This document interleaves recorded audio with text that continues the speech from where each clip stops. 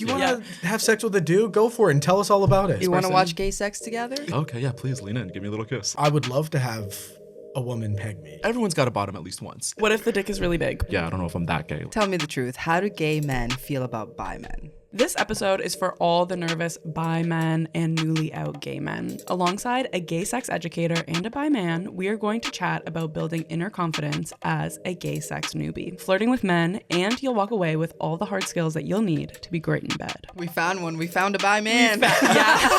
Are they hard to come by? Really? What's going on, everybody? Welcome back to the Queer Collective podcast. I'm your host, Carbon. I'm Emily. I'm Bobby. And I'm Mark. And welcome to the show. And this episode is sponsored by Surfshark VPN and Vizzy Hard Seltzer, but more on that later. And with us today, we have Mark, who is a bi man, demi and polyamorous, Yes. DJ, event producer, and runway model. Yes. Welcome. Thank you so much for having me. As well as Bobby Box, sex columnist and certified sex educator. Welcome to the show. Thank you for being here. Much. You Love recording Vizzy, by the everything? way. Is it a sponsor? Am I allowed to Yeah. crack into this? Oh, I just please. did it Oh, of without course. asking Yeah, for yeah. Please it. do it. I'm wondering if both of you can share your stories about your first time having sex or being intimate with a man. I came out in 2021, so I haven't dated or been intimate with a lot of men in general. I have been dating a few men on and off, so I've, made out with them. I've done some hand stuff, some light work. But aside from that, I haven't been super sexual with men, so I'm very curious to learn a little bit more about that today. But in general, I know that I'm sexually attracted to men, so I feel like when I'm out, I will definitely fantasize about hitting on men or taking men home. But also being demi, I feel like there's a bit of I need to get to know someone a little bit more. I feel that. And that's kind of maybe a little bit of what's holding me back, but also just kind of makes me a bit more shy around sex with men or just sex in general. Yeah, you just want to be friends first. Yeah, literally. I'm can we just Yeah. watch a movie and cuddle? What? Yeah. Has it been the same experience with women as well? Or do you feel like you're a little less experienced with men? Definitely left experience with men. I think recently coming out, it's definitely hindered my ability to partake in cruising and things like that and going out and being a bit more sexually overt. Honestly, even as an adolescent, when I was getting into my sexuality, even dating women, I think I was also still kind of on the shy or timid side. So part of it's also just getting to know people is the bigger barrier for me.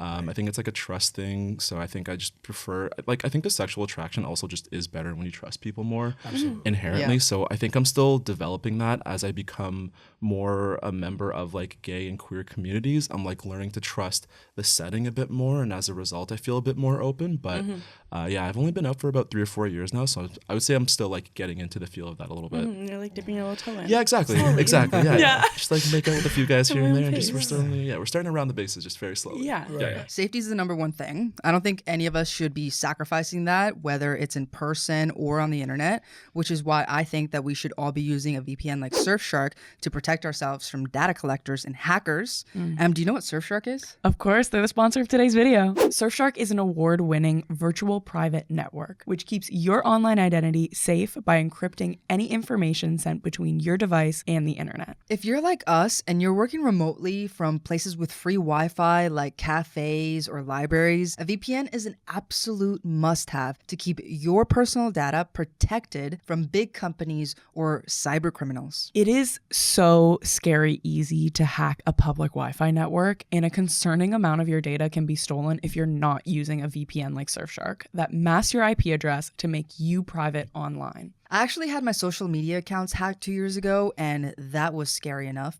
Didn't recover a lot of them, but having something super sensitive like our bank accounts hacked is one of our biggest fears. And with the rise of digital scams and banking hacks, I know that we aren't alone in this. At this point, we all know someone who's been a victim of it. So think of a purchase like Surfshark VPN as your insurance and protection. And the cherry on top, with Surfshark, you avoid location-based pricing, so you're able to book airlines, hotels, and even car rentals at the cheapest rate. And in this economy, that alone is reason enough to use a VPN. You can get an exclusive Surfshark deal if you enter our code Queer Collective or use the link in the description to get 4 extra months of Surfshark VPN for free. Thank you, Surfshark, for sponsoring this episode. And how have those first few experiences been for you? They've been great. Honestly, the joke is that men are bad kissers, but listen, I've dated people of all genders and all denominations who are bad kissers, so it's not just me. I think it's just different. They're very different experiences, and this is also why I want all bisexual people to try both. Yeah. And also date both too. Yeah. Is That's they are your such dream.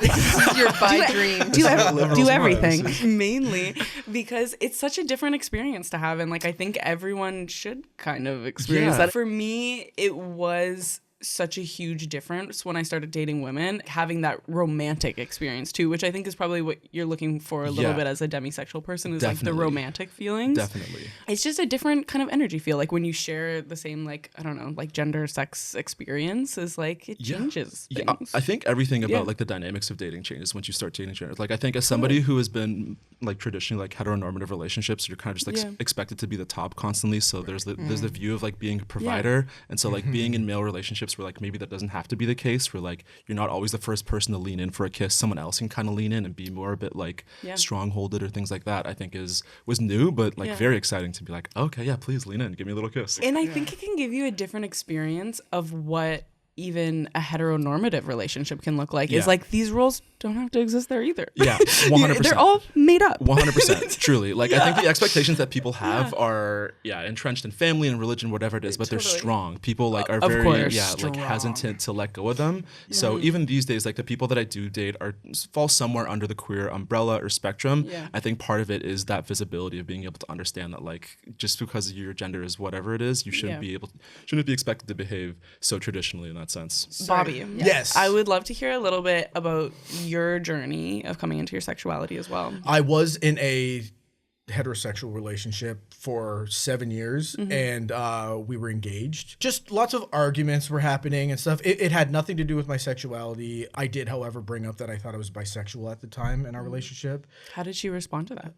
It wasn't great. So, unfortunately, it was, if you were ever with a man, I would puke were the words. Ooh, wow, I'm sorry that you received that. That. Is That's terrible. not a nice way to come out. So I was kind of like, okay, I guess I'm going to write that one off. Yeah. I guess if this is going to continue, that'll have to be a part of me that I'll never explore. But then just as the wedding was drawing nearer, it just was not working out. We were arguing too much, and I think we were both just like, let's call it quits. That's so good that you didn't get married. Best mistake. So great. I mean, best choice I ever made. Like, honestly, because how much more confusing would it have been? You know, like then now you the would have government's been involved. you would have been one of those guys on those shows. My husband's not gay. Yeah, You just struggle with same-sex attraction. Yeah. And we'd be on the couch, and I'd be like, "We love Drag Race," and she'd be like, Yeah. We? I know. He's going on a camping strong. trip with 6 of his friends that also struggle with same-sex attraction. Basically, what happened there was like, you know, the relationship ended, and I was at a very low point, as breakups do.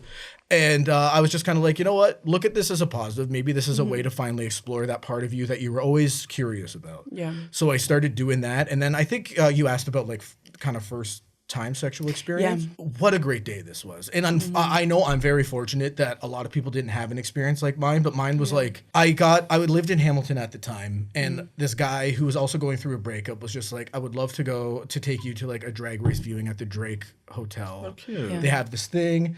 So he took me out there, and I was like, oh, I'm going on a date in Toronto with like a man. This is crazy. Did you feel at that time, were you very culturally straight? Like, was this a nervous experience for you? I feel like my only access to gay culture at that time was like Drag Race and all the affiliate, like Trixie Katya, all the content they had, which I will gives you the lingo. Absolutely. I was like, yeah, sister, I'll go on this date. So we go on the date, and then the best day ever, I got to see Tainomi Banks perform for the first time. Oh, cute. We became friends since that day, but I remember she was like, do you guys want to go to Woody's after I'm performing there? And he was like, I'm going to take him home, wink, wink. And he like romanced me. It was very much like a very good for someone bottoming for the first time. Yeah. The fact that I experienced like no pain or discomfort was like nice. You don't have that. I've had many bad experiences since then. Hold on. But he's the first one. You need to tell me that you went on a date for the first time with a man and you bottomed for the first time that same time? Actually, so before that, I had dated someone, but we weren't intimate together because I'll get into it. Are we ready to get into it? Sure. Huge misogynist, and like he had a tendency to like find new people on apps. So he was like, oh, this is a newbie. Because he had a reputation. Right. But we went on a date to like a sushi restaurant, and I remember he ordered for me. Like, didn't ask what I wanted. He ordered for me. And then just the lady can order for herself. Yeah, exactly. Like, excuse me. I not. Clutch my pearls. Yeah. Like it was just like, and then like talking about sex in like a very total top, like misogynistic kind of way, Yeah. loudly in the restaurant. And I was like embarrassed. So I was just kind At of a like, sushi restaurant too. Yeah. Where's your decorum? there's a family back there. Yeah, exactly. I think like I had to learn too, like how you were saying, like to get comfortable with things. Like, Yeah. I wasn't even comfortable. And you mentioned cruising. Like I cruised for the first time like 2 years ago because it took me long enough to get comfortable with it. And it's just like, you know, you got to like really steep yourself in the culture to be comfortable into anything. And even me, like someone who speaks on it, you know, I still have insecurities and, you know, things I'm unsure about. I've been single now for a long time, but I've only had one hetero and one gay relationship through my, so 50-50. And like, how do you label yourself now? Definitely, I think gay's like the one that most would place on me, but I personally identify as queer. Like, feels a little less rigid, and I do, if I have the itch to kind of go wherever I want, I don't want to feel like I can't because people tell me I'm this person, or just let me do what I want. I will say, since I've come out, like I've maybe done very surface level stuff with women since I've come out, but whole bunch of stuff with men. Yeah. So it's like the attraction is still there, but you feel stronger towards Big time. men. That is still under bisexuality, I will say. Absolutely. I'm recruiting. Yeah, I recruit. In all directions. Honestly, like I'll recruit straight people to be gay. Like I just like with the gay agenda, like hitting people. It's fun. Join us. Yeah. Especially straight men. I'm like, are you sure? Yeah. Have you ever tried it? Exactly. How can you be sure if you haven't tried it a little bit? Yeah. Like, come on. Right. Yeah. And then I'll tell them about all the social norms and things that are probably keeping them from even thinking about it. Yeah. And then they're like, And then sometimes the second or third time I see them, they're like, Emily, I kissed a man. And I'm like, I'm so proud of you. I know. Mark, I mean, I would love to know how you like discovered your bisexuality as well. It was kind of a similar experience in terms of me not having a lot of like close queer friends in my upbringing or my adolescence, where I went to like a Catholic high school, so there were like very few queer gay people there, and they were like stigmatized or like looked down on in weird ways for horrible reasons. But even going into the university that I went to was like a very STEM university, so there weren't a ton of queer people there. So it wasn't until I was, you know, like maybe early mid 20s that I started encountering more gay people, and I always felt more open-minded than my like counterparts, my classmates or friends. You're always like, when you hear about gay people and gay rights, you're like, I am the strongest ally. Something is burning inside me, but I'm like totally straight. No, but yeah, that's literally like that's exactly what it was. It's a lot more narrow in more like heteronormative or straight circles, and so I used to run almost exclusively in those, and I felt very out of place. And it wasn't until I was maybe like 22 or 23 they started making more gay friends, and they started talking a bit more about like their lifestyle, their friends, who they got up to, and I feel like they also just felt a lot more like liberated. They felt more at ease. And so I realized in hanging out with them, I was like, well, I'm not strictly attracted to women. Like I'm attracted to like all people, all gender denominations. So that kind of led me to like explore that side a bit more. And then I came out 2021, 2022. A large part of that was as well as who I was around. I was around like a lot of people in queer community, and so I felt more comfortable coming out because I wouldn't be like the only gay friend or the only bi person in like a friend group. I always wanted to be accepted by people growing up, and like I was like, the popular people, I want to be with them. And it just always felt like so incongruent for me, like because it's the popular people in high school and university are like the very heteronormative. Oh my god, like very like mean girls, like very like and I was like, okay, I'm gonna put all this stuff on, the fake nails and like the fake eyelashes and shit, and I'm like, I'm gonna be this person, and it just like makes you feel miserable when it's very actually incongruent with your life. Full on drag. It feels like drag, but like really not fun. Not fun drag. Yes. Well, I went to a Catholic high school, and what's funny is that one of the most popular girls there turned out to be a lesbian, and she publicly came out as a lesbian while in high school, and then she became more popular, and it was a Catholic high school, and I was like, I'm mind fucked right now. I don't know what's going on. But she was the only one that it was cool for. You know what I mean? If anyone else had done it, they would have been like ostracized or something. Yeah, like that. I was like, looked at as weird. I can't do it because you're the cool one. Just her aura was popular. Yeah. I think so, and everyone wanted her. Right. All the boys, all the girls, you know? Even though like I knew in my mind I wasn't just trying to be popular, like I was just trying to fit in, there was still a part of that, even like the small friend circles that I was in. So that was why it was carried with me for so long, was that even when I was in my early 20s, I was still trying to like befriend the straights in like whatever friend circle I was in, and so it was kind of hard to like step out of that a little bit. It is challenging to get out of that mindset and like actually start living your life for yourself. yourself, and it's like, what decision actually feels good in my body? Yeah. Because it's such a long time of Yeah. doing that. And I think it is like returning to your inner child of like, what did I like Yeah. before I gave a shit about what anyone else thought? It's really hard. Yeah. I think honestly, when we talk about like sexuality, I feel like a lot of people who step out of like this just straight label take a grace period to explore. Right? Like you don't know what you are until you explore and you try different things. And that barrier, that journey itself is so difficult for people to do. It takes a lot of vulnerability, a lot of opening yourself up, a lot of honesty with yourself, with the people around you, having support people, having like friends, a therapist, whatever it is, for you to be able to like take that first step of like, oh, maybe I'm not this or this. And so I think that's kind of why it took me a little bit of a longer time to do that. Was I was a very like bro-y dude for a lot of my life. So just stepping out of that and like allowing myself to be vulnerable with like my close circle was difficult. It was, you know, a lot of embarrassment or shame or guilt. So it took me a little bit of time until I found the right people that I was able to confide in. It takes a long time to unlearn this like mask you've been wearing for so long, because it's like it's code switching, but then you get so used to it and it's like, which one is real? But I'm glad that you were taking time to do it at a pace that feels good for you, because there isn't any timeline and you don't need proof to be part of the queer community. And I think you show that. How do we recommend that bi men navigate imposter syndrome around not feeling gay enough and like not feel like they're having to prove that they're queer? For me, I met a lot of like gay people when I first started coming out, but I think what helped me was being able to step outside of just that gay label, just meeting a lot of queer people. As we all know, sexuality is a spectrum, so being able to meet people at different points of the spectrum kind of helped open my eyes a little bit and also like ease the pressure, because even when you step out of being straight, if it's like black or white, where you're either straight or you're gay, everyone gets that imposter syndrome. Like you're bound to be somewhere on that spectrum. I think imposter syndrome is something all of us deal with, no matter where you are. Like honestly, we're all just kind of learning as we go and pretending we know what we're talking. Do you know what I mean? Like it's like being a new parent. Like no one taught them how to be parents. They're just kind of like pretending like this is what they do. It's the same thing. Like and like getting to the age where your parents were when they like traumatized you, and you're like, oh, I would probably traumatize you too at this age. Totally. That's exactly like, it. I forgive you. I see it. No, it's so real. Like once as you get older, I feel like that's what you learn is nobody knows what they're doing. Yeah. The more you just experience it, the less you care about what things are supposed to be, you're supposed to look like, and you're just like, I'm gonna live my life for me. Yeah. Because I live so much of mine not being me. Yeah.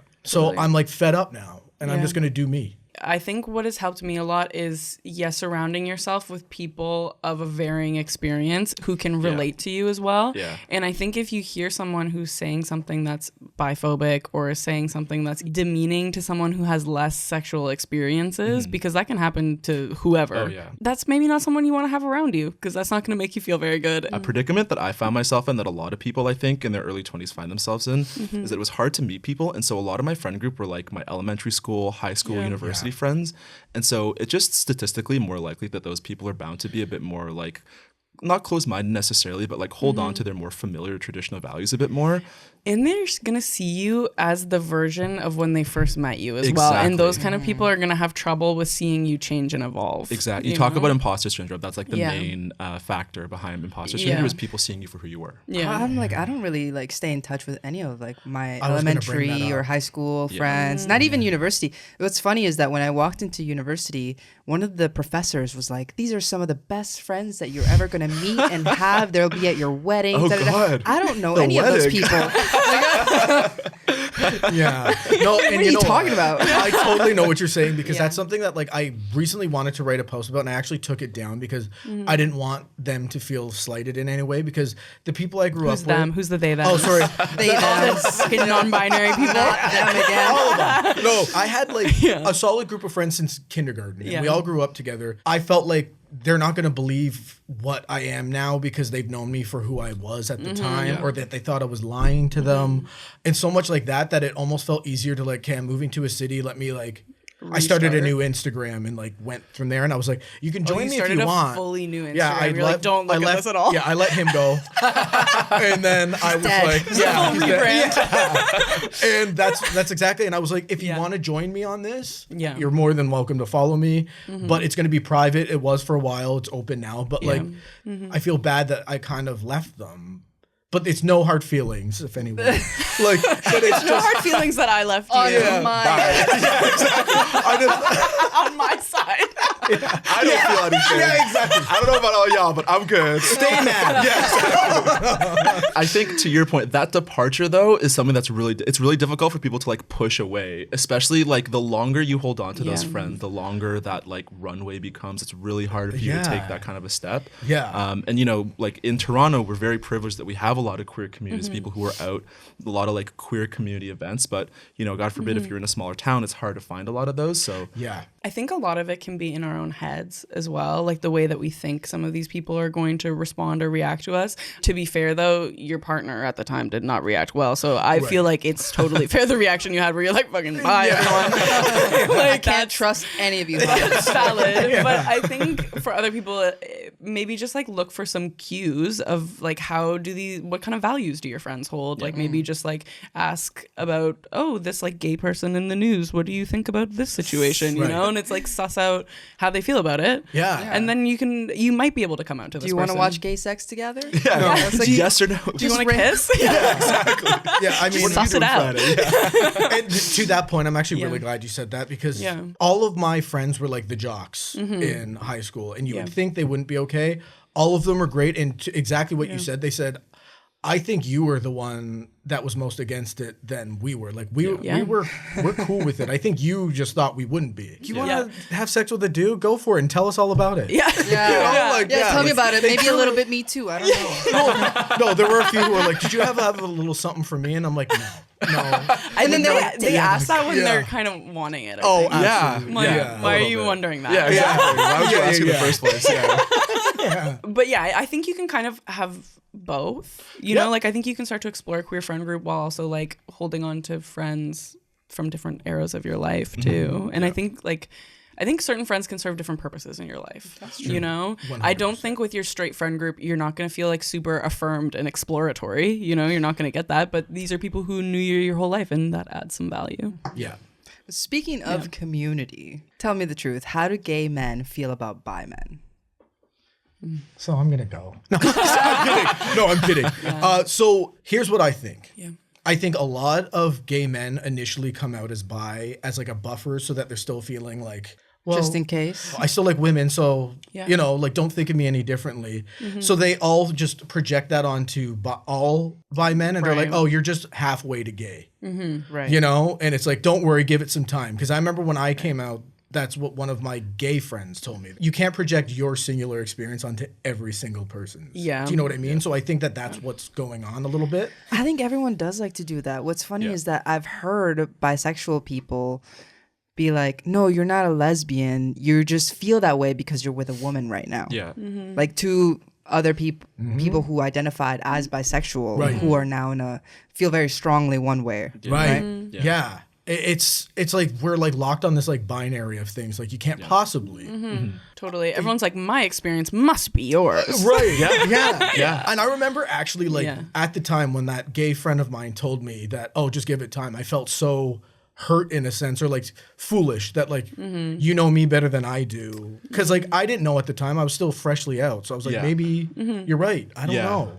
It feels almost like there's like an immaturity. It feels like sophomoric, where people who are gay are like, oh, you're just like in your exploring phase. You'll get to like you're a gayness. baby gay. Exactly. Which as somebody who was a baby gay, I was in a very similar boat. I was like, okay, well maybe like it is just a matter of time. Infantilizing a little bit. Exactly. Yeah. A little bit of infantilizing. Yeah. I think part of it is again just people like projecting their own experiences onto other people. Do you feel like the gay man community and then like the bi man community are like segregated, or is there integration?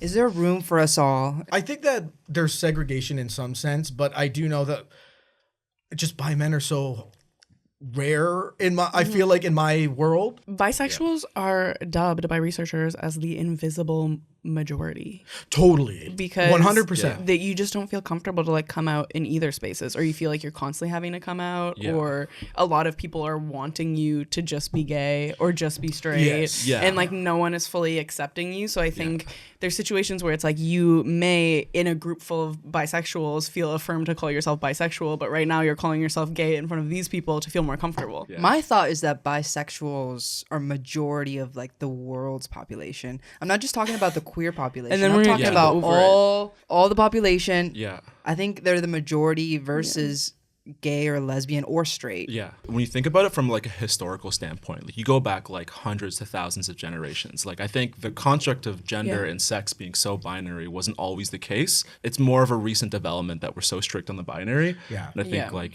certain like historical cultures have been a lot more loose with that. Heteronormativity and religion are strong. And this is part of when Yes. I'm hitting with people with the gay agenda. I'm like, think about all this stuff that you've been fed. Yeah. I don't know if you're really straight, man. I don't know. No, and don't knock it till you try it. You know, like, I won't judge you.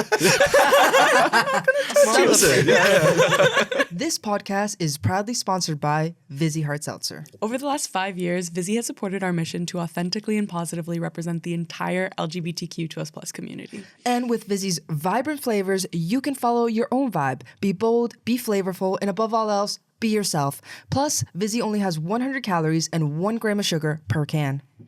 Cheers! Must be of legal drinking age, and please enjoy responsibly. And now, back to the episode. So during Pride, we went around and did some interviews. We were asking lots of people different questions, but we had asked one gentleman, would you ever be open to dating a bi man? He was gay. What do we think of bisexual men? I think when it comes to hookup, why not? But relationship-wise, I guess being gay, you may not want to go with bisexual men because they've always got the option that they may leave you and go. Couldn't anyone leave you, though, for someone else? It doesn't matter on the sex of the person? They could for sure. But I think bisexual men have tendencies most to switch to girls because that's like a safer option. You don't have to go against the social taboo and, fight for all of that aspects. Just, it's a safe space because I did start out bi-curious myself, and I think, it's just accepting different aspects of it. But you wouldn't be in a relationship with a bi man? I think I'll be open to it, and I think it depends on person to person, and if the person is comfortable, accepting that they are okay to switch with both and they're okay with that, then sure. But if they're using it as an escape to like finally be with, a woman and because of the society, then I think I would step back. So it's probably something that I would bring up in early part of the relationship. Depends how queer they are. Yes, because usually they tend to be a little bit more closeted, and I think I've had my closet days already done, so I don't want to go back over there. But he spoke like very honestly about it, which I appreciate because I think some people are a little nervous to actually like say how they truly feel. we love a candid opinion and an honest opinion because I feel like Yeah. nowadays everyone's so scared to say what they want to say or how they feel. Yeah. But I do think that in those statements there was a lot of generalizations, obviously, and again it was like a halfway to gay assumption. Like, oh, if you're not long enough in your journey, that person could be bisexual for 20 years. Yeah. Do you know what I mean? Like, that is true. yeah. It was this assumption that all bi Right. men Are are learning. newly out of the closet Yeah. and they're Yeah. baby gays, like you Yeah. were saying. Right. Yeah. Where it's Yeah. like, that might not fully be the case. No, Yeah. and I think there's also like there's this perception that it's like double the threat now Yeah. of being cheated on or something. Yeah. Yeah. And I'm just like, I just don't think that's how it works, babe. If someone's going to cheat on you, they're going to They're cheat gonna on cheat, you. It doesn't exactly. really matter Does how it many matter? options there are. Yeah, I don't think that exactly. changes anything. Yeah. Yes. And as somebody who like has a lot of straight friends in straight relationships, I like even in those straight relationships, there's also people who think they're bi and their partners think very similarly. Where it's like, well, if you are questioning your sexuality, then that means that potentially at some point you may want to leave me. And this is early in a relationship. This Okay, isn't like yeah. years in. Whether you're gay or you're straight, I think some people just like are. They want a bit more of that like comfort, but I think that's where like open dialogue, honesty comes in. Is like you can tell people, well, yeah, like I'm still looking for something serious, but just so you know, like I'm either poly or like I'm exploring or whatever it is. Like people just kind of have to come to terms with that. Yeah. Have you experienced anything personally like that? I would say I've experienced it now more as like a bi man, as somebody who's out, where like I've been dating men and like some men are being like, well, if you're still into women, like I don't know how serious this kind of looks to you. Right. So that's been like Yeah. once or twice I've gotten a little bit of that. But yeah, when I was straight, I was mostly dating bi women anyway. So it Yeah. wasn't like, Right, it wasn't yeah. like an issue.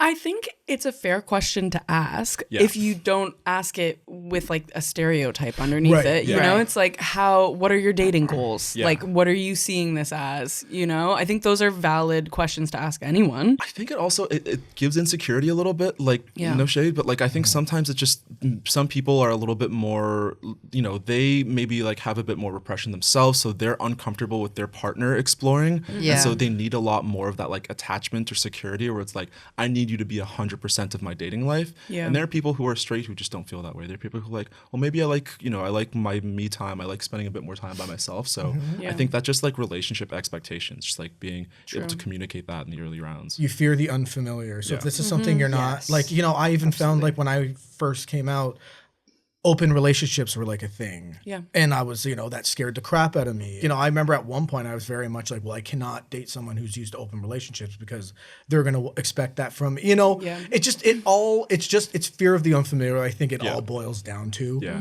And we generalize and we make assumptions, and it's not fair to anybody. It's all based on the individual. And I would say, like, for bisexual people or anyone who's like faced with a stereotype or assumption is like, remember to affirm yourself in your own head that is a stereotype. That isn't me. That's not what I'm bringing to the table. And even say that to the person, stand up for yourself. I think people should be doing more of that. That's why it's so important to have like communication around what are your goals, what are your expectations. Yeah. Are you looking to date? Are you looking to just fuck around? Like, what are you looking for? How do we find gay dating and dating cis women differs? Well, I guess I've never been in a serious relationship with a man before, so I guess my experience on the gay side will You be have a been bit more dating, limited. though. I have been dating. Yeah. I've been dating a few like men here and there. I think it just hasn't gotten to the point where it's been super serious. Yeah. I also came out as poly earlier this year, so I think that also like changed things up a bit for me. Yeah, you're adding layers. Yeah, I know. Labels and labels. You know that meme of like the poly like demi like switches goodbye? It's just like, how selfish can you be at this point? Like, literally, that's how I feel. I'm like, listen, I I'm just sorry. want to make no choices. That's I what I'm want everything. saying. I love everyone. What can I say? Yeah. Being in straight relationships, there's a lot more like stricter expectations of like the like heteronormative values of like men do this, women do this. So I think being able to step outside of that in bi relationships has been so liberating. I think there is still a bit of that in gay relationships where like tops do this or this, bottoms do this or this based off who's more There's effeminate. totally gender roles happening in the gay 100%. community Yeah. for sure. All the problems that you would find in straight relationships are very plausible in gay relationships. Like even if I haven't faced them myself, like I've had friends who have said like, oh yeah, like my family didn't get along with this person because of religion or whatever it is, or like my friends didn't accept this person because of whatever it is. So I think that And to that point, I do think that I do find when I was dating women, like heterosexual relationships kind of have a roadmap.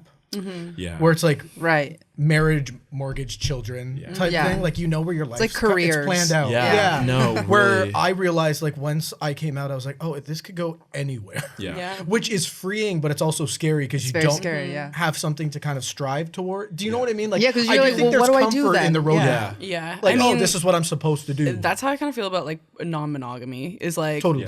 the script's out the window. Now we have to write it ourselves. Right. Yeah. To your point, I think that that's the major difference is like there's something comforting about like having things mapped out and like this is how it's supposed to go. Yeah. But there's something unbelievably freeing about being free from all of that. Yeah. And you can find a balance of that too. Like you can follow a bit of the script if you like the script. Yeah. and I do. Yeah. I do. Sometimes there's decision fatigue. You know? I think that's where I'm at. You're telling me, yeah. You know, I can't make I one. would know. Yeah, exactly. Are there a lot of switches in gay culture, or is it like strict top bottom? What's the ratio like? Every time I write about verse people, it becomes a huge thing. And like everyone, it's most people are verse. Like statistically, they are, but everyone thinks that they're lying. So there's this assumption that.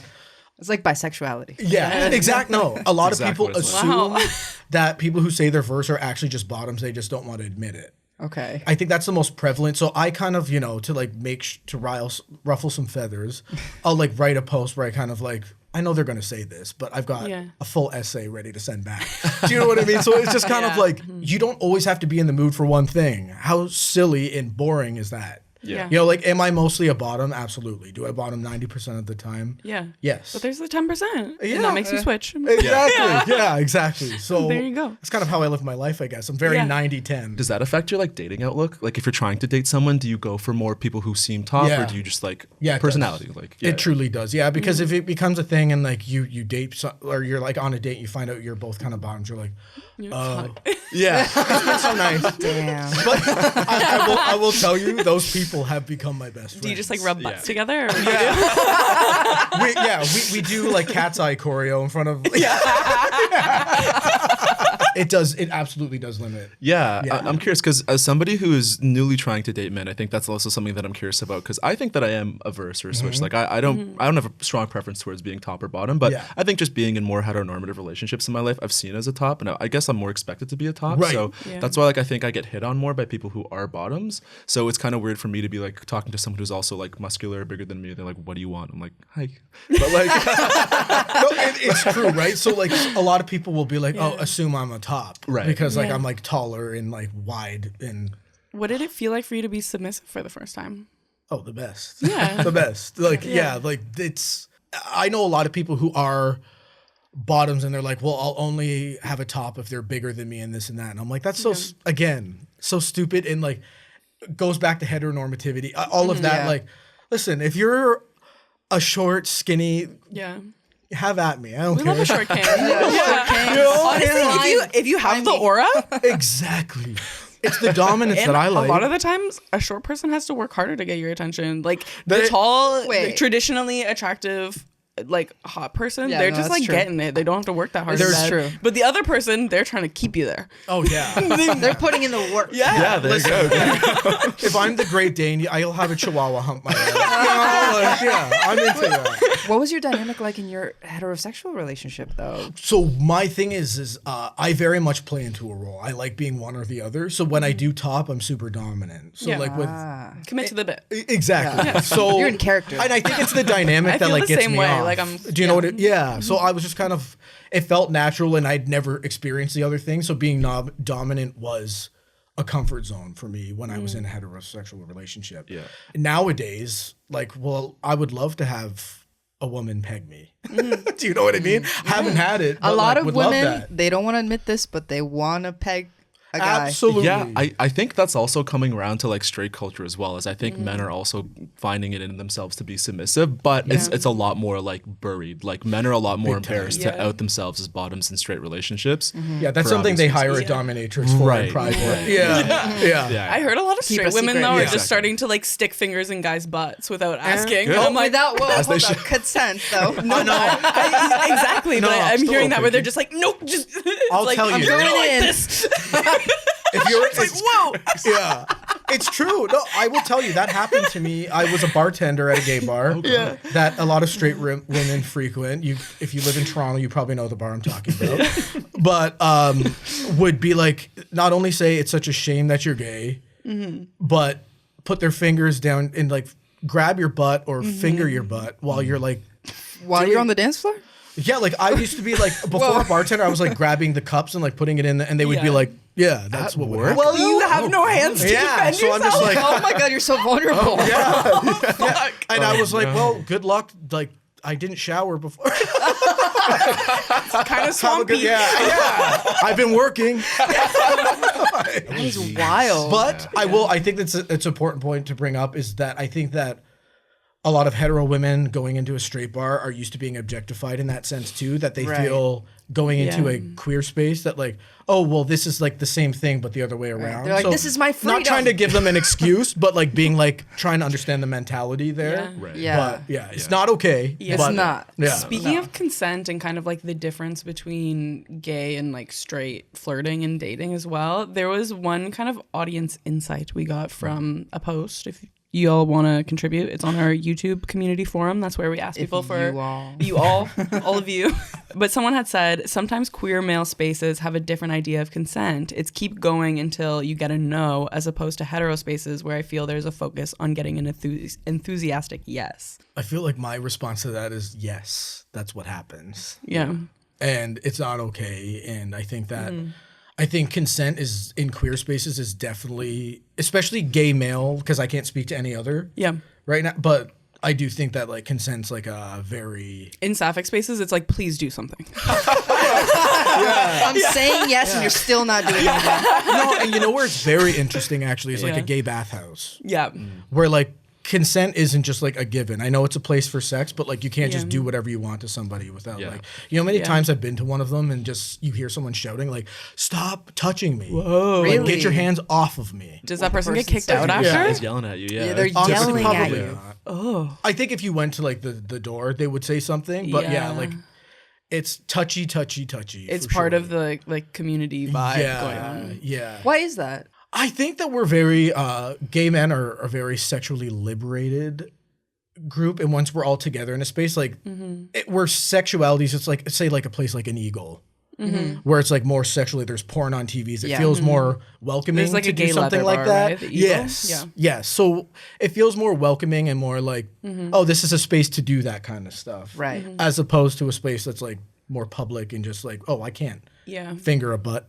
I can't just finger a word here. Well, I would love to hear your thoughts too, but I think it's kind of connected to this assumption that men always want sex, and kind of also connected to this idea that you can't sexually assault a man, but you can sexually assault a woman. You know what I'm saying? Because women don't always want it, but men always want it. But that's not the case. There's like no, and if we're going into like I'll tell you just based on experiences, like I would say 9 out of 8, maybe that's too much. 8 out of 10 men I've talked to have Where are you getting these numbers from, Bobby Box? They've been like sexually assaulted in some way though. Like it's sad. Like and it's just kind of, it's another thing too where there were like, you know, I spoke to one individual when I was writing an article on consent. He said that, you know, he was at a bathhouse and he went to the police and they were like, well, you were in a bathhouse. Like what were you expecting? Yeah. So it just kind of, there's homophobia. There's like the gender thing, like men can't get, so it's difficult. So you just kind of like sit with it, and it's like a shared experience a lot of us have, unfortunately. Yeah. But you're just like, you talk to each other about it, I guess, to like help get through it. As somebody who's been a part of both straight and gay communities, do you feel like gay men are more sexual than their straight counterparts? Interesting. I would say yes. Yeah. But I would say that there's also freedoms that are limiting the heterosexual people. For sure. I think gay men are like, if I want to be a slut, I'll be a slut, and it doesn't matter. Right. And we like claim it. Yeah. Where I think like for heterosexual people, like, I think a lot of them are cheating. Yeah. No, like, I'll be a slut, but I'm gonna. Exactly. Yeah. My answer is a bit more in the gray area, because I would maybe lean no. Because I know that there are a lot of gay men who are very sexual, and like you think about the gay community as typically being more sexual than other queer communities. I agree with you, actually. Yeah, I think that there are. I have a lot of gay friends who are not that sexual and who are. I think maybe it's more so the people that you see in public, like on social media or out on the town in the creative spaces. The people who are more outspoken maybe have a tendency to be more sexual, and that's maybe a result why they are more outspoken. Yeah. But like I have a lot of gay friends who are like, I don't know if I'm that gay. Like they're still a bit more timid or whatever it is. Well, again, though, like that gay being like, it's complicated. I think it is. Because like being gayer doesn't mean you're having more sex or anything like that either. I think gay men and heterosexual men have, on average, the same amount of sexual desire and want to be just as sexual. It's just that one group made it more like socially acceptable within their group than the other. Yeah. You just articulated what I wanted to say much better than I did. Same here, by the way. That goes for both of us. Yeah. I think it also ties back to gay history as well, and it being really tied to bathhouse culture. You know, that being the only space where you can go and connect with other gay men is like, that was a really big cultural hub, and then that starts to tie to gay men's identity as well. And I think when you come into the gay community, that might also feed into some of the imposter syndrome. Is like, well, it looks like it's like partying, drinking, bathhouses, and that's what a gay man is. So then you're kind of like, if I don't feel that way, like maybe I'm kind of demisexual, maybe I'm asexual, then I don't feel like I'm part of it, or I feel like I'm doing it wrong. You know? No, I think that's a huge, I think a lot of people feel left out of that sense. I think to your point, I think the libido is still there. It's the socialization of that libido that is varies depending on the environment that you're in. But I have met a lot of like gay lover boys, you know what I mean? Who are not into that. And I've met a lot of straight lover boys too, honestly. Like, I don't think all men are like that. Just projections put on all of us. Another difference is people were saying they're suddenly receiving so much more attention on apps too. Like, that felt like such a difference, going from dating women where you're like, you're putting in all of the work. Hard. And I feel like, being like a straight man on a dating app, I heard, is like the trenches. But you get a match, you're like, oh. You're like, oh my God. And then you go on something like Grindr and you're like, whoa, so much attention. Blown away. And like people pursuing you now feels like a difference in vibe shift. Yeah. You know, where you're used to being the pursuer and now it's the other way around. Wonderful. Do you like it? Oh, yeah. Yeah. Like, I love a 10. Right? A lot of us crave validation in so many ways. Like, we'll be posting the thirst traps and stuff. I literally posted one today, so I can't say nothing. Can't wait to go look. But it's just like, go check it out. No, it's true. And you know what? Like, to that, I think there's an experience I had truly. Like, I felt very unattractive as a redhead when I was in the closet, because I felt like people were like, you're pale, like carrot top, ginger pube, whatever. Not carrot top. Yeah. I don't even have hair. So what are they talking about? I was going to say that, and I was like, don't be mean, don't be mean. So it was like, that's what I would hear. And then I remember coming out and like men were like loving it. Yeah. And I was like, okay. Very like something I hated about myself is now something I love about myself. So it's good. interesting little shift there. How did Yeah. you found it?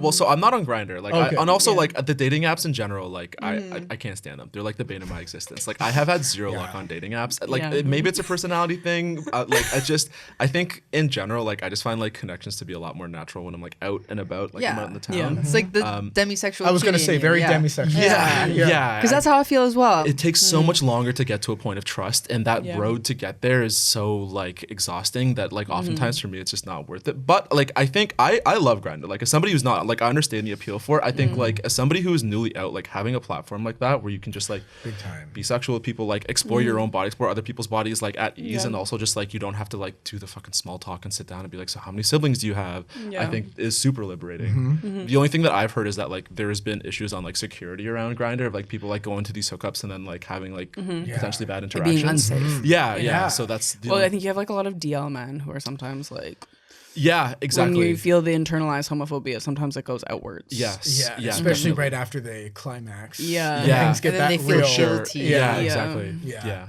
Yeah, I love the apps. Don't get me wrong, love them. Yeah. But yeah, like you got to think a lot of the time, like you don't know this person at all, but you're giving them like your apartment information. Yeah. And they're just walking into your apartment. Yeah. And they're like, okay, objectively, this is not. A little unsafe. Yeah, this probably isn't the best idea. But I'm horny. And can't afford a What are you gonna hotel do? room. Right. That would be crazy. Yeah. Every time. In this Yeah. city? Yeah. Uh-huh. Yeah. You know what I think is also contributing to gay men's willingness to do that? I think it's this element of safety that being a man provides you with. Like, even we had a conversation on femphobia, like speaking with two trans women, and one person had newly kind of transitioned and they were speaking about their experiences before as like a gay man and going out cruising, and like their stature or nothing about them had really changed, but it's like now they've experienced a lot of sexual violence. Yeah.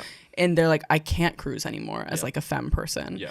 And I think it really is a lot of femphobia, like the way that people view women and trans women specifically as like very like vulnerable and like want to take advantage of them, whereas like you wouldn't do that to a man. It's like there's a lot more safety going on where you're able to go out and cruise. 100%. You know? It's so real. Yeah. Because maybe I would do it if I didn't feel unsafe, but I don't think You I could cruise? No, and like you maybe, said- but like I think like if there were no STIs, if there was no There were no consequences at all. yes, that sounds if there was no consequences at all, then I would totally do Yes. it. But yeah, I think I'm scared like walking home alone at night. Like if someone's walking too close behind me, I'm like, Yeah.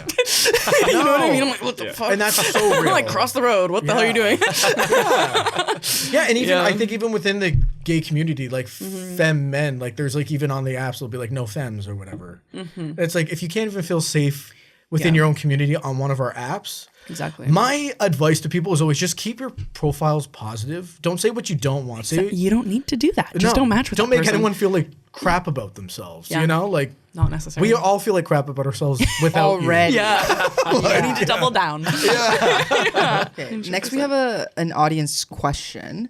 So somebody asked, how do you go about flirting with a guy for the first time, speaking as a newbie who's been bi for nearly 4 years and wants to have his first kiss soon? Oh wow, that's super relevant. Yeah. When I'm like out at a bar and I see, I don't know, I'm also like more of a forward person because I don't rely on the apps as much. So if I see someone that's cute, I'll just go up to them and talk to them. What do you say? I'll just be like, hey, What's like, your how's your first night move? going? I don't have any moves. It's so funny. I'll just go up to Really? someone and be like, hey, like, how's your night going? Like, Because who you're you with? hot. Hot privilege. Yeah. Hot privilege. Takes away all the work.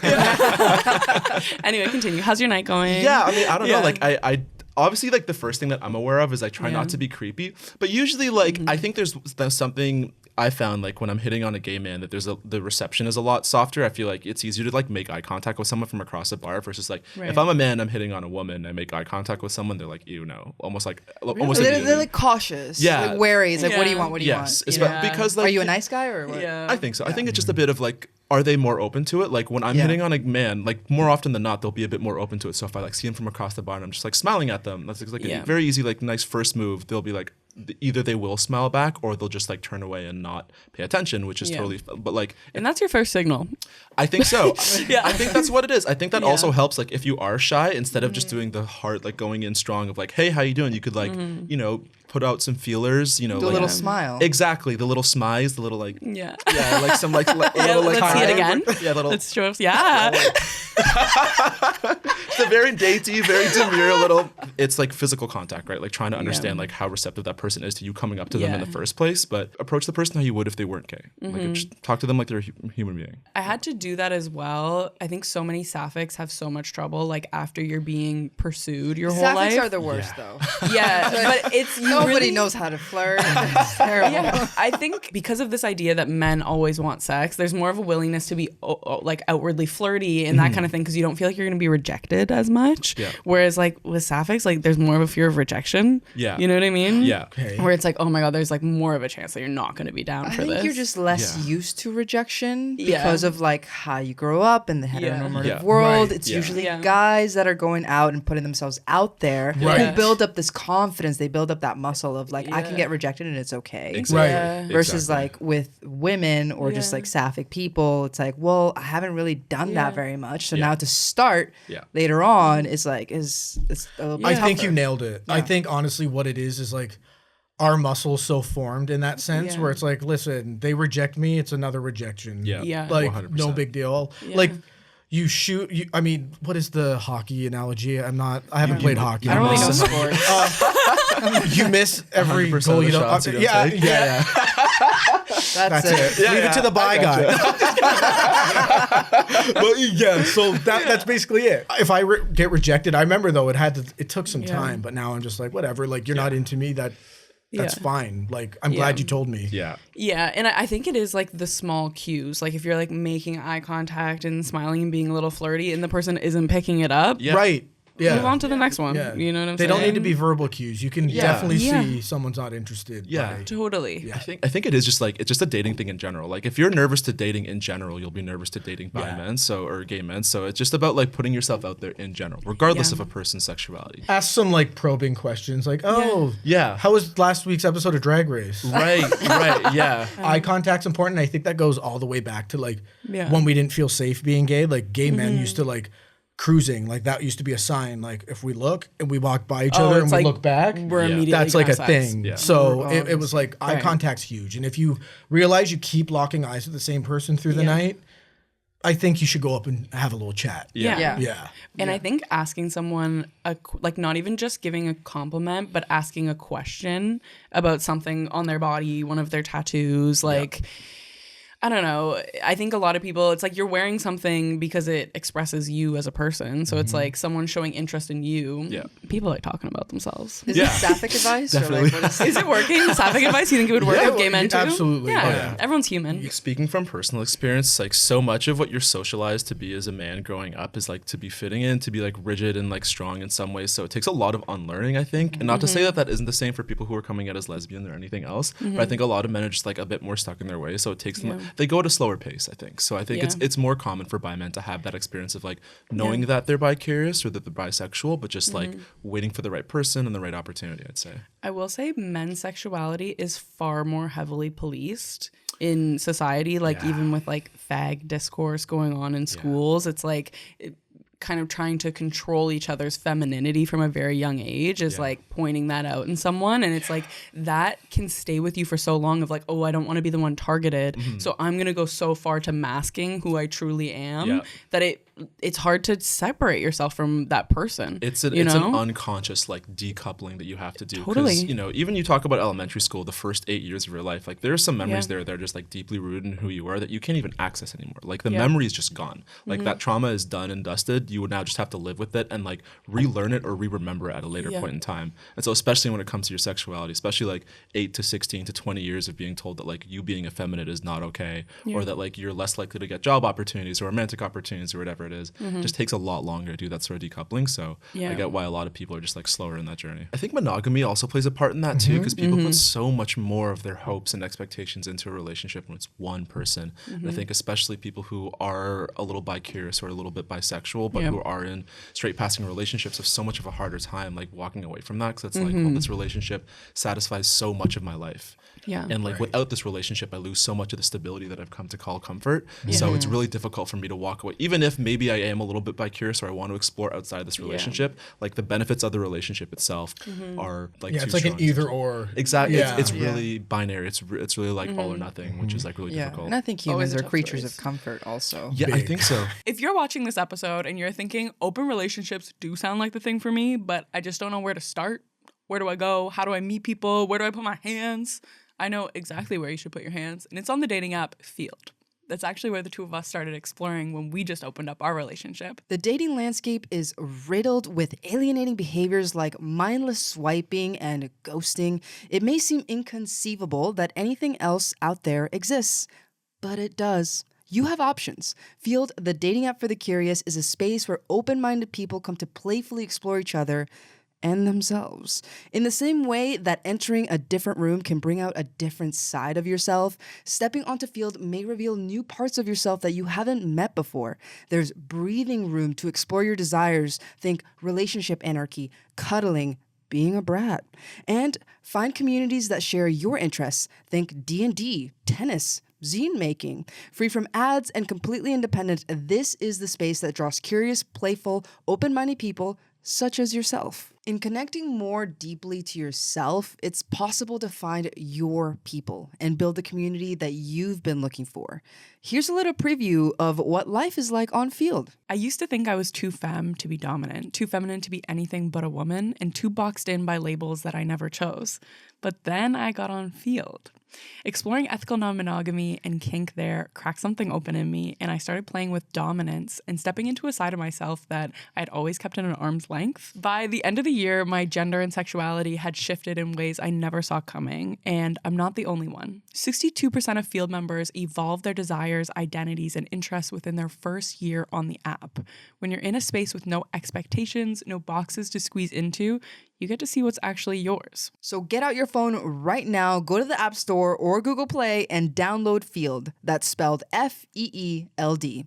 Thank you, Field, for sponsoring this episode. Next, I kind of want to get into like the hard skills. Word. Yeah. Bobby, what do you think are like the do's and don'ts of intimacy in sex as a gay man? So I definitely don't think you should put yourself in a box. Bobby box. But yeah, I think that a lot of people do get concerned about being one or the other. We kind of mentioned that earlier. Yeah. I think you should explore everything and find out what you do like. Topping, there's not much, there's definitely things you need to learn. I think all tops should bottom once, or at least put something in their butts. Yeah, I mean, this is like something. a common Yeah. advice also with like people who are like doms. Like you should be a sub at least once. I understand what it feels So, like. to feel safe, to feel cared for. Yeah. Because people, a And lot that of vulnerable. doms feel like they can just kind of go off and like that's what you want. It's like, no, I still want to know that you care about me and like you're going to take care of me. There's definitely a lot more to learn in terms of like sex as a bottom. And I think that it's important you learn that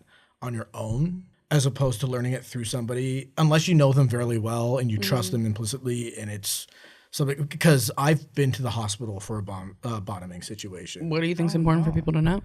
I think that they need to know their limits. I think they need to know, I think they should put a finger in their butt first and see if they even like it. Yeah. I think Yeah. a huge thing to do is if you're in a shower, put your finger in your butt, literally go like kneel down and like push out and just feel how that muscle works. And just be like, okay, so this is what's happening. What's that? Okay, that's, just kind of figure out how the muscles work, because actually pushing out when you're bottoming helps. Oh, really? But a lot of people are like, well, I don't want to. Yeah. This is good information. Yeah.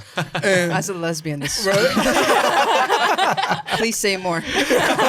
there's so many tools available, but so like a dilation kit. So there's like Right. anal dilation kit, and it's basically like a set of 4 toys that they start small. One's like the size of a finger, and they gradually work to like the size of an average penis or whatever.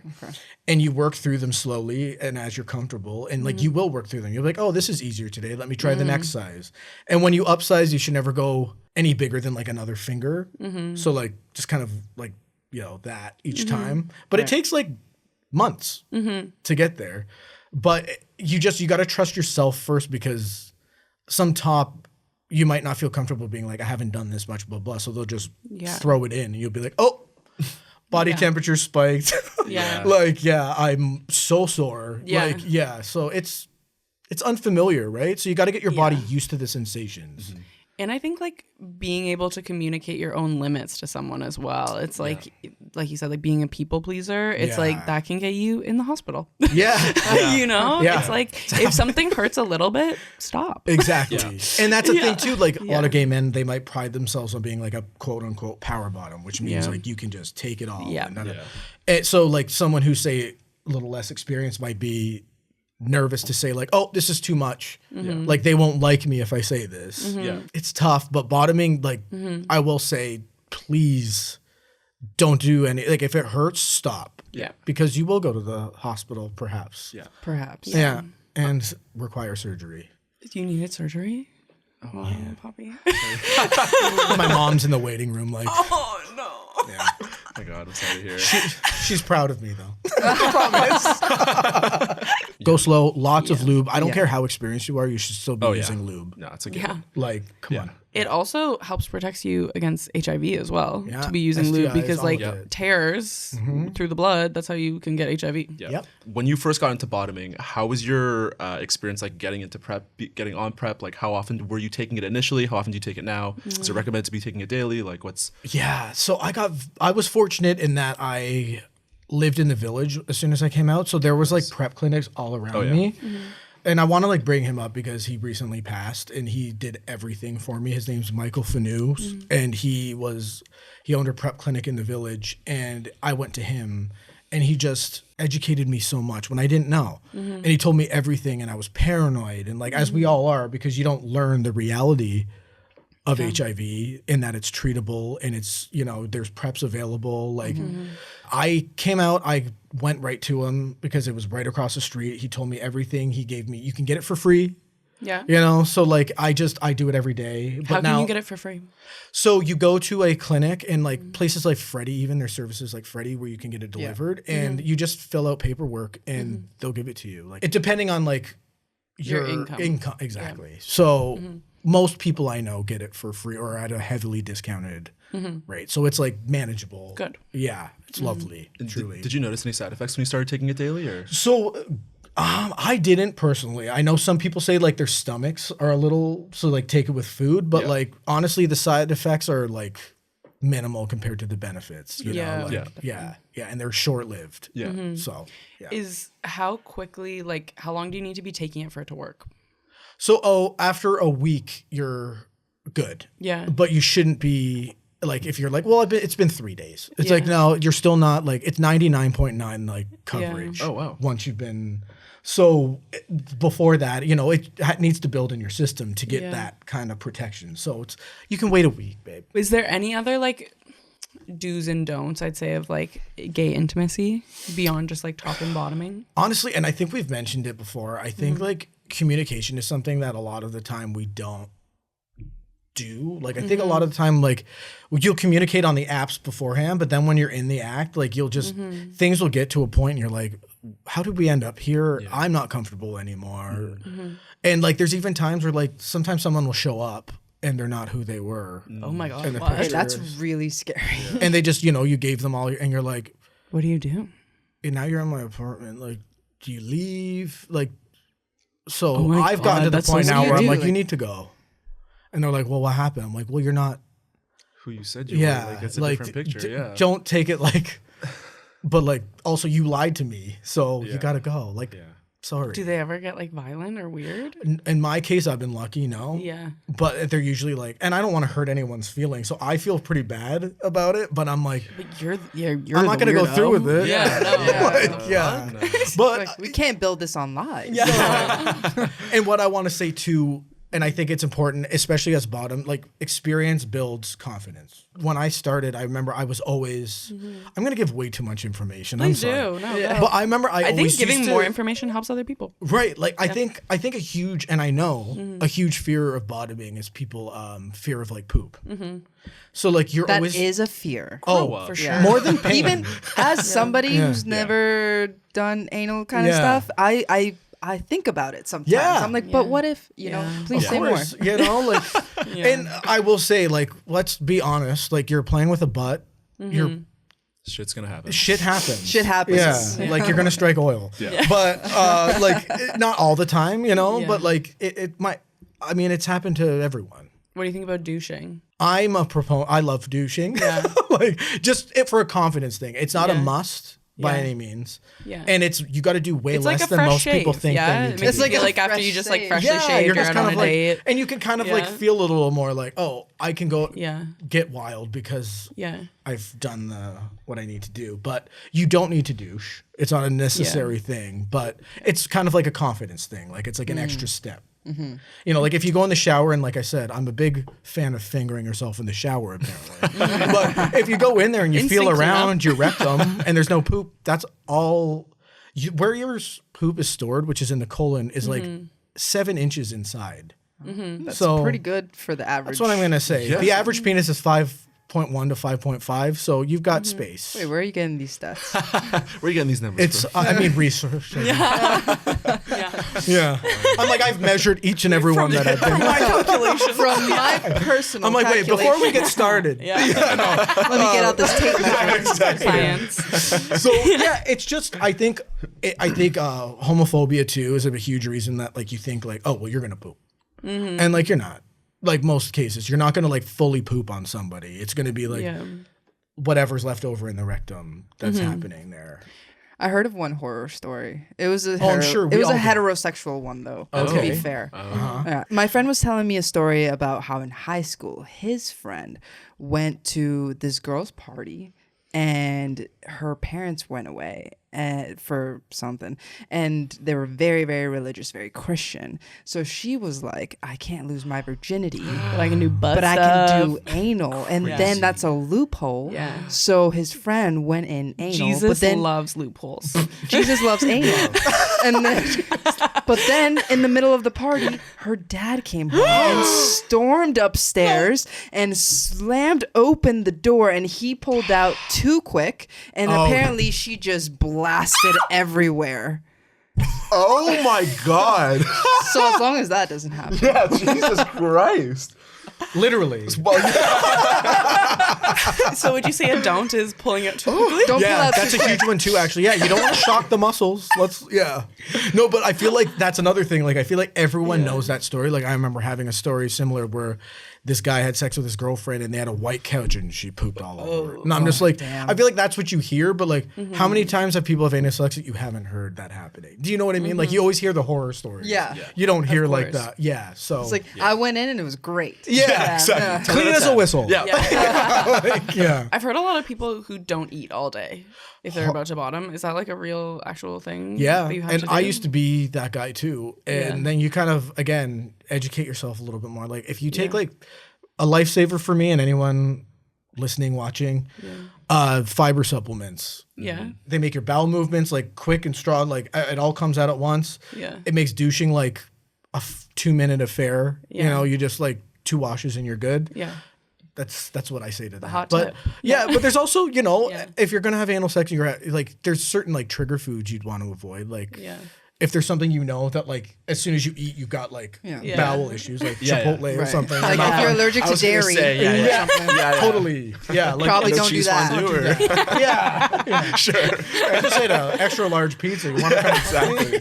Yeah. So For some people who maybe are like afraid of doing anal sex for the first time, do you think like going on a hookup and just like doing head or doing other stuff, like is that something that people do? yeah.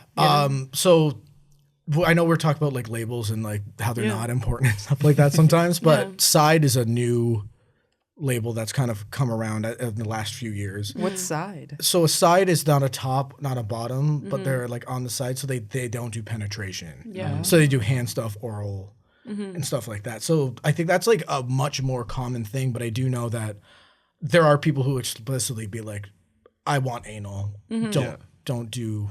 Yeah. But you just avoid those people. Exactly. You know? It's like we're not looking for the same thing. exactly. One thing I wanted to add is like even if you are interested in hooking up with somebody, but you're not sure you want to go all the way, or maybe it's your first time and you're nervous and you want someone to go slower, it's like just communicate that. You know what I'm saying? And like if someone isn't receptive of that, then you don't want to have sex with that person, because that's someone who might injure you. That's someone who might make you feel really shitty afterwards. It's like, that's not a safe sexual encounter for you. So be as open as possible, as upfront as possible, right off the get-go. Yep. Because then you know, like, you can read all of these signs from someone and you can tell if that's not someone you want to continue engaging with. You can kind of get a read from someone generally, like if they're a little compassionate or they're friendly in the conversation. Yeah. Like some people be very much like, let's chat. Like, I'm coming over now. Like that's someone That's who's not maybe going to respect your someone- boundaries. no. They're just in it for their own pleasure. Totally. Stop You talking, know? start touching. Even after a hookup, like there's so many times where afterwards we're like,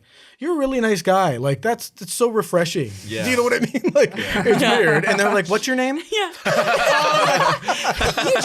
You just restored my faith in humanity. Right, yeah. Do you think before you do this, do you need to figure out what your label is? Like if you're top, bottom, switch, or you can just Figure jump it in? out. Yeah. Yeah? Figure it out through experience. Yeah. Figure it out in the shower? Yeah. Yeah. Finger your butt in the shower, watch Drag Race. At the same time. No, Explore. it's funny because like I find like there's people who like immediately something goes in their butt and they're like, I hate this. No. Yeah, it's like that's a good sign. But you give them like 5 years and then all of a sudden they're like power bottom Becky, like going on. Power bottom. You know, Becky. like it's Yeah. just like, and I that's think what Brittany happens. works better. Brittany's better. Power bottom Yeah. Brittany. I was just Or maybe Power a bottom. P? Brittany. Patricia. Patricia. God. Listen, I'm for all of them. Does not have the same ring to it. I think I like Becky better, Yeah. actually. Yeah.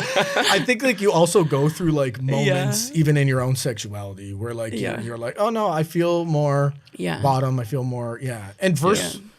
Bless them. God bless them. I Yeah. will say, like, I feel like it must be a bit like a vagina. Like it's similar tissue probably, and like Is it? I don't know. It's- Maybe it's a little different. I don't think you're the person to ask. I don't know. Do you do butt stuff? I've never done butt stuff No. before. So- Too nervous. I think it's a lot more complicated. Yeah. Yeah, because there's a lot like it's something like your butt doesn't like naturally lubricate or anything like Does that. it naturally either. expand? It can, but it needs to be done in a very slow way. You got your butthole, and then right in there, like an inch in, there's your internal and external sphincter muscle. The external sphincter muscle can be opened by like hands or anything like that. Like you'll feel it. That's like what you use. Like if you're going to the bathroom, you like flex it. Like right now, I see. you can flex on your seat. Yeah, We all did I'm it. doing it right now. Kegel exercises, but it's for your ass. I did do it. Yeah.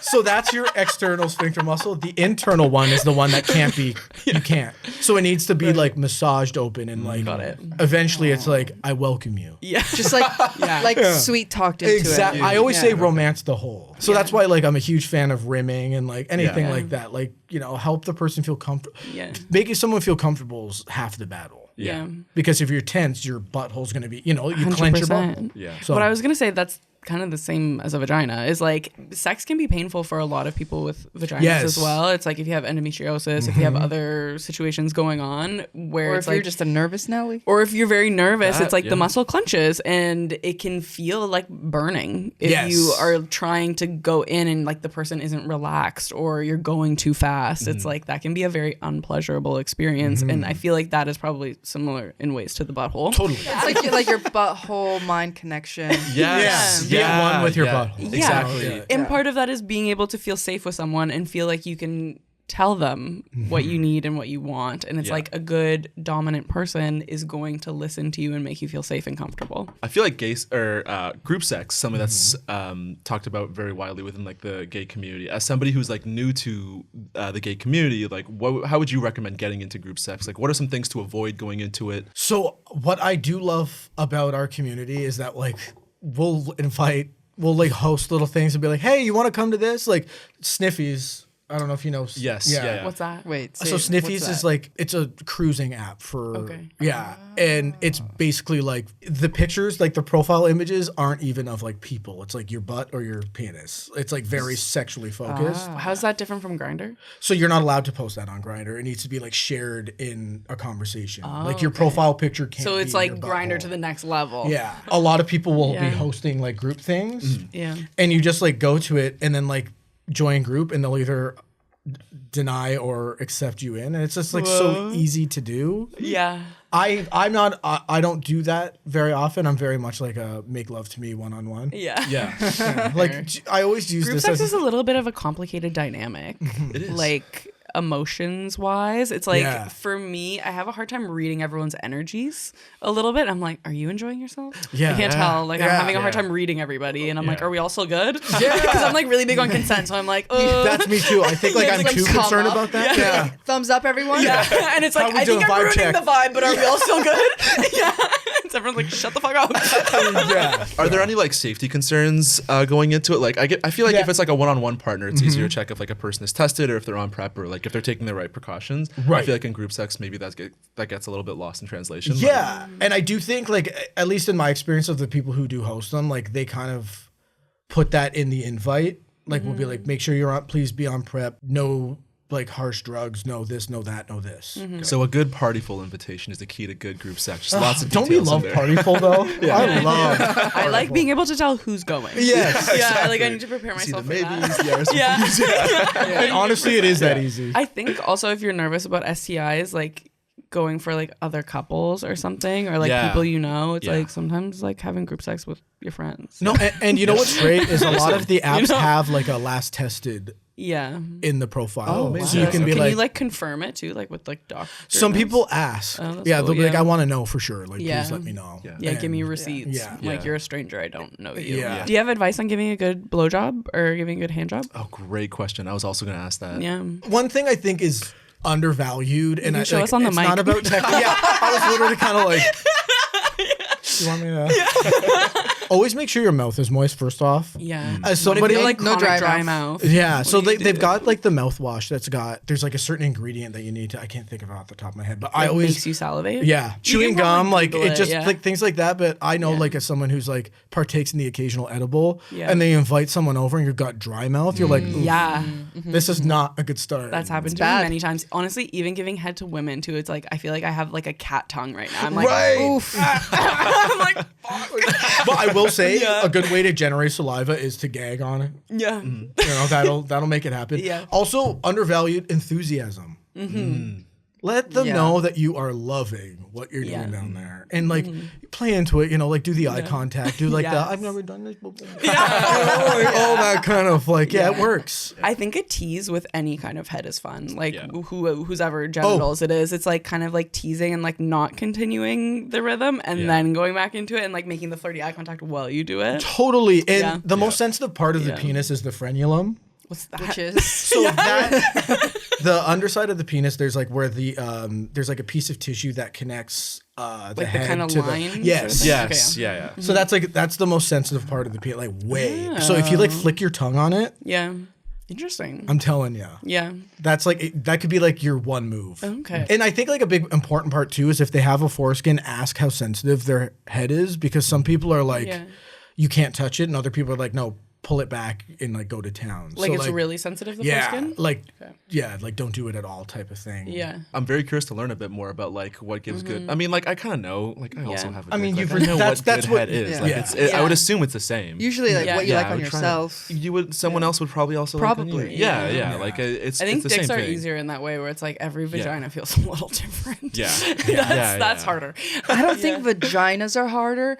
I think the person attached to it might be a little bit more difficult. Yeah, I think like the mental piece It's is the mental harder. piece. Yeah. You're Okay, like, can we yeah. talk about that? I'm curious. it's like, are we connecting souls right now? Like, or am I just licking a vagina? Because like I think Okay. so much of it, Yeah. like the female orgasm is a mental experience. You know, I don't know if that's the Yeah. same as I don't think as much. yeah. Yeah, It's gravity. It's a Yeah, very it can just physical feel thing, like like- just touching sometimes. Yeah. Like if your mind isn't in it, but then like and somebody's touching you, you're like, I feel nothing. yeah. Yeah. Sometimes Yeah. I've had orgasms like without someone touching my genitals at all because it's just like a mental Totally. experience. No, and even like you said, like I don't want to like take out of the vibe, but like I want to ask, what do you enjoy? Like, do you know what I mean? Like sometimes. I love asking like how do you masturbate?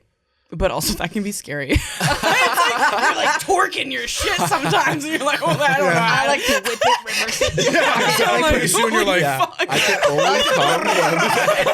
I'm like, wow, you've been working on that since you were 9. I don't know if I can do that. no, but that's a great question. That's to a ask. great question. Yeah. Yeah, I think that's a really good way to get into it. Is like Yeah. like what works Yeah, for what you. do you in a way. like? Yeah, What if the dick is really big? great question. Yeah.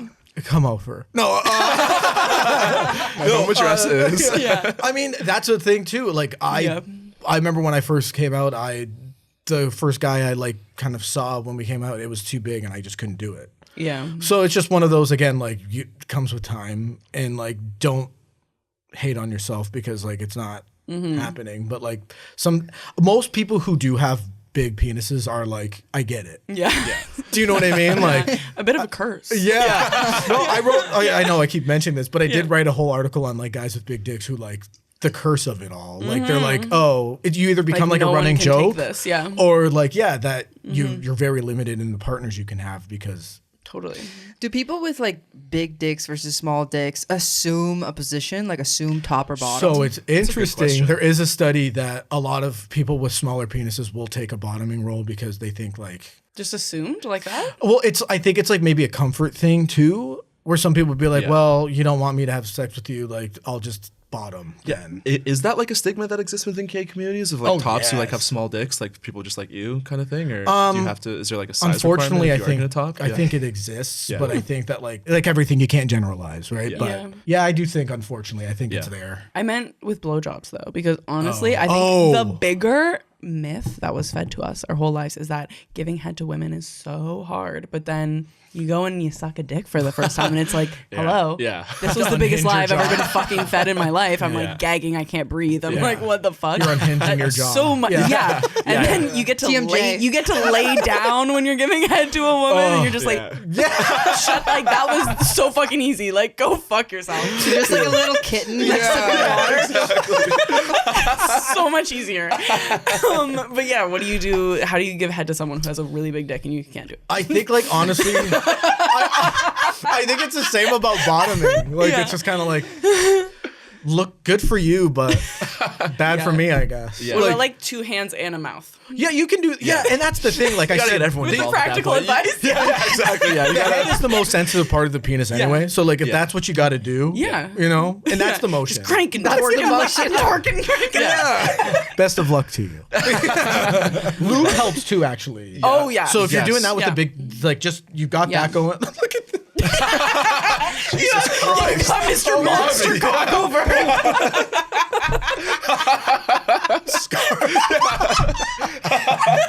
No, I was just gonna say, I feel like as a bi person, like you, like having gone down on women, like you would reciprocate the same experience that you've had with women on yourself or with other men. Like it's still about communication. It's still about absolutely. Generally, it's like get things as wet as possible and use momentum to your advantage. Like it's like and try to connect in any way you can. Yeah, exactly. Yeah. Like it's still about intimacy at the end of the day. It's still about like being able to like do what the other person likes and like understanding what the other person likes in the first place. Do we think there's any other sex advice that someone would need if they're like going off to have their first time with a man? Start on your own. Make sure you're comfortable before you try it with somebody else. I think there's a whole bunch to it. Like I remember when I first came out, I struggled with preferring bottoming. Yeah.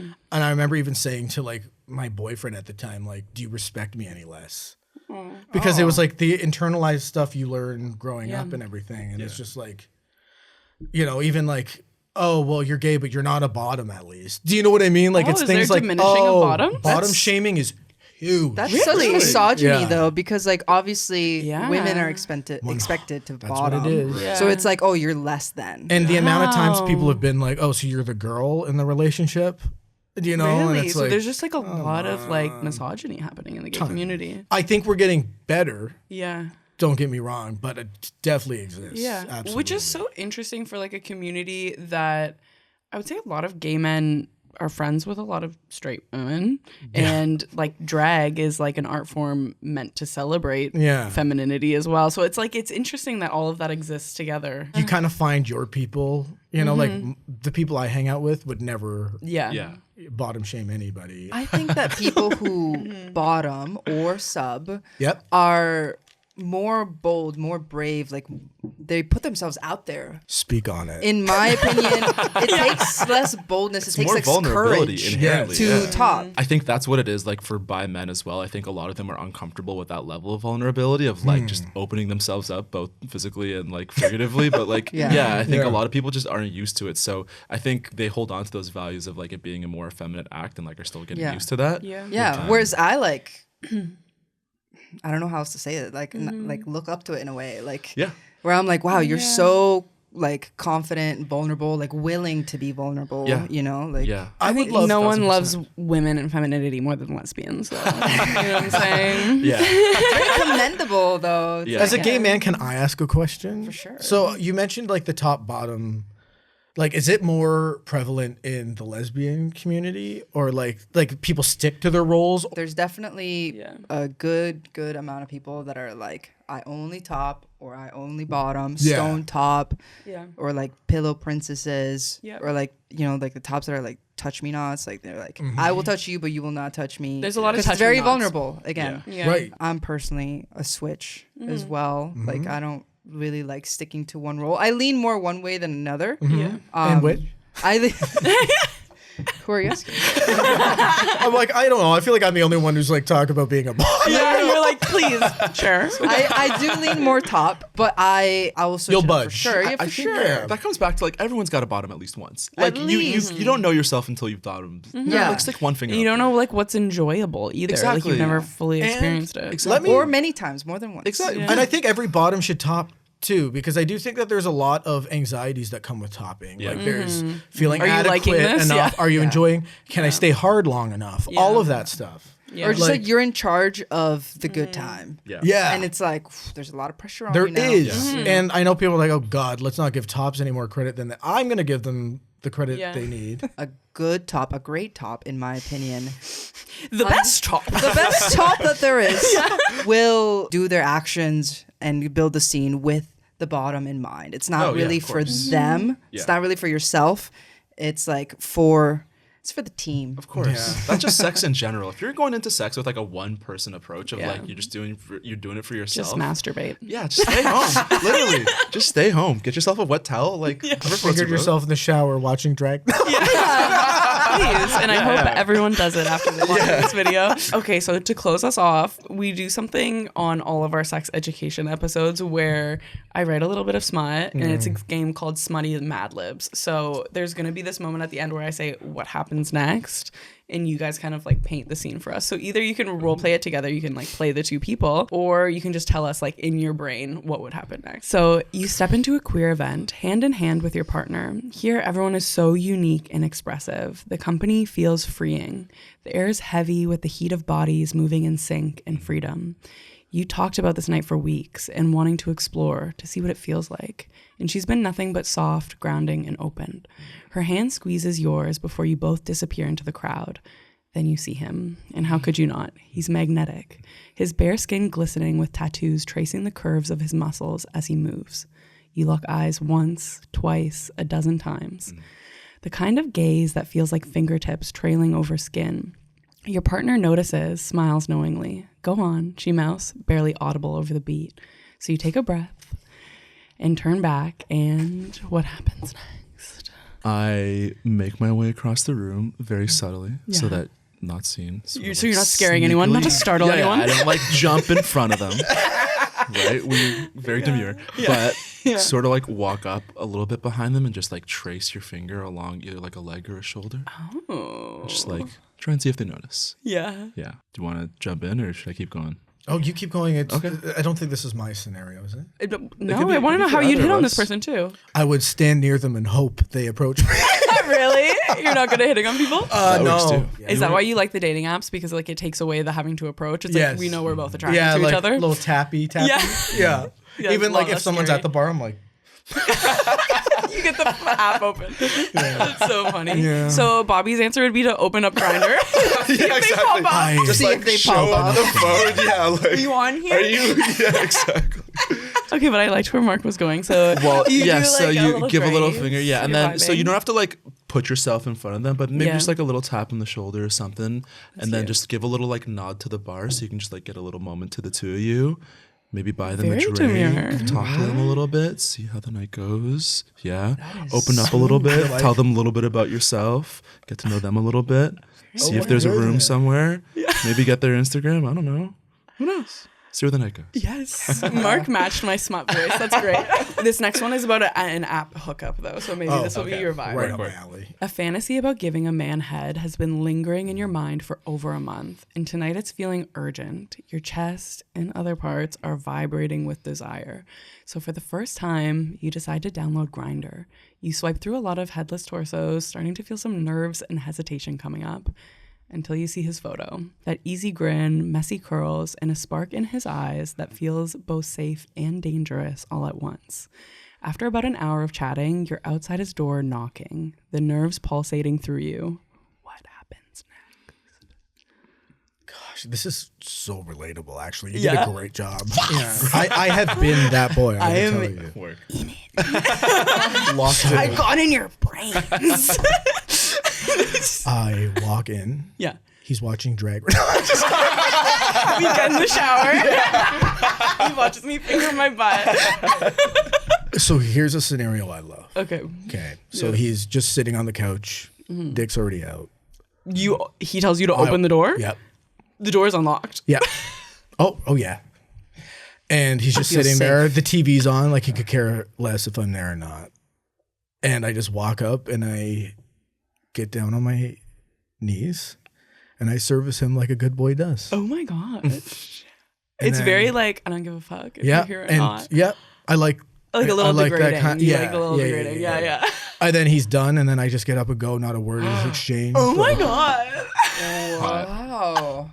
Please. No, you know what's great though? A good compliment while it's happening. That's Yeah. always nice. Or like a moan. Yeah. You know, but yeah, that's very. Yeah. Yeah. Love that. Some you stay- affirmations. Do you will stay come on the in. couch or do you go to the bedroom? Usually, if it's just gonna be Just head. yeah, it's a Yeah. couch Just on the couch? couch sitch. Yeah. Yeah. Makes sense. Wow. Yeah. So before we wrap it up, where can people find you? And what you got going on? So you can find me by Bobby Box. Instagram's where I'm most active. TikTok, I'm just trying to get into it, but they don't so much love sex chat too much. So I'm trying again though. So let's do that. I think those are my two main. Yeah, you can kind of get everything what's going on with me there. Amazing. You can find me. I'm on Instagram. I have so many accounts that I manage. My personal one is just Mark Erenberg. It's my name. I have a DJ account. My DJ name is Insider, so it's just insider.mp3. I have a party that I also run. It's called Disgusting Party. So if you feel like doing some dancing, you can follow that account. And then I also help co-run a queer open decks every other Tuesday at the Houndstooth Bar. So if anyone like wants to get into DJing and wants to like meet That's queer sick. community, Yeah. we talked about that a little bit earlier. But if you're to come out to Houndstooth, it's every other Tuesday. It's a great way to meet some cool people. Amazing. That's right. And Mark is running deep with all the bisexual men. So if you're looking for people, Yes. Yeah. But that's honestly true though. There's a lot of bi men who are looking for bi men friends. Totally. So Yep. come, reach out to me on social media. Come out to Houndstooth. Come have a drink. Like, yeah, come connect with some people. There's a love lot of it. there's a lot of really good bi men in this city. yeah, you just have to learn to DJ. Yes. So that's everything that we have for you today. And if you want to dive deeper into the bi men experience, we have another episode on it called Why Society Creates More Bi Women Than Men. Make sure to hit the like button and subscribe. And if you're listening on your favorite podcast app, make sure to leave us a 5-star review because it really does help the podcast out. And thank you to Surfshark for sponsoring this video. Don't forget to click the link in the description for an amazing discount. That's everything that we got. And until next time, peace.